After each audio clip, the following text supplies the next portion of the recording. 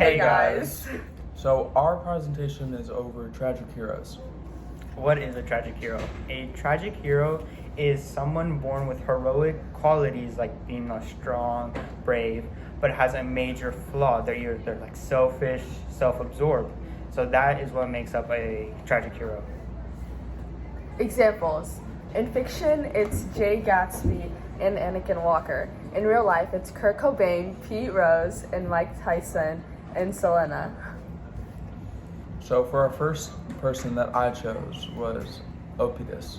So when Oedipus was born, his parents learned that he would kill his dad and marry his mom. So what they did was they sent him off, and the king from the next land pretty much adopted him.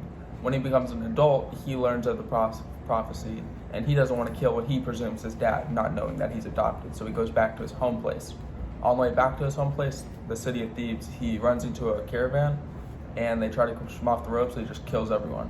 Once he gets to the city, he comes across a monster called the Sphinx, and it gives him a riddle. He solves the riddle, the beast dies, and then he becomes king. His prize is the queen. Then his lands start getting plagued by disease and stuff like that. So he goes to learn about the prophecy. The prophecy he already knows. He figures out his wife was his mom, and the guy he killed in the on the caravan years ago was his dad. So he completed the prophecy. And in response to that, he blinded himself and lived the rest of his life as a blind beggar until he died.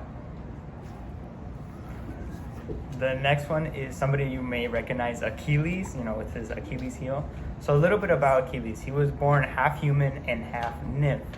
And the way he got his powers is that he was dipped into a magical river, the river of Styx, by his mom, but he was held by his Achilles heel. So that's the only part that's invulnerable or vulnerable.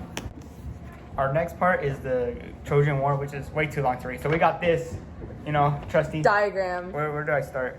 Okay, right here. So right now, we already know this, right? His mom is that. But another detail is his mom also helped raise his best friend, which is important later. So here's where he gets dipped in the river, and here is where he actually joins the Trojan War. And then our climax is, that best friend? Yeah, he dies.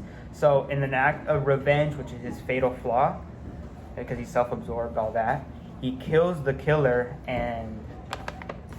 2 minutes, because we're both about to wait. We were told 2 minutes, so skip that. It doesn't matter. So his best friend dies, and in an act of revenge, Achilles goes to kill the killer, and he ends up doing it, right? And he drags the body around the city for 9 days in total, and then the gods told him to give the body back to the Trojans because they were grieving. And what ends up happening to Achilles is he joins back the war and he dies because the brother's killer kills Achilles' Paris. Another tragic hero is Orpheus. He's the son of Greek god Muse. He's a talented musician that makes plants and animals want to move along to his music. He has a lover named Eurydice who suffered a snake bite, causing her to die. This saddened him so much that he ventured to the land of death in attempts to bring her back. Orpheus was able to hug Eurydice. Eurus, but under one condition, that he would not turn his back to her. When they were leaving the land of dead, though, he turned back to hug her again, and then she disappeared because he wasn't supposed to look back at her, but he did. Exit ticket. Do you think it was fair for Achilles to drag his enemy behind his chariot for 9 days? 9. So the answer to this is... Well, in our opinion. It's an opinion, but I wrote it down. Yes, but it was a little bit excessive. It added to his revenge and made him feel better, but the Greeks believed that if you didn't give a body a proper burial with the rites, the soul wouldn't make it into the afterlife, and they couldn't get the guy's body back. Thank you.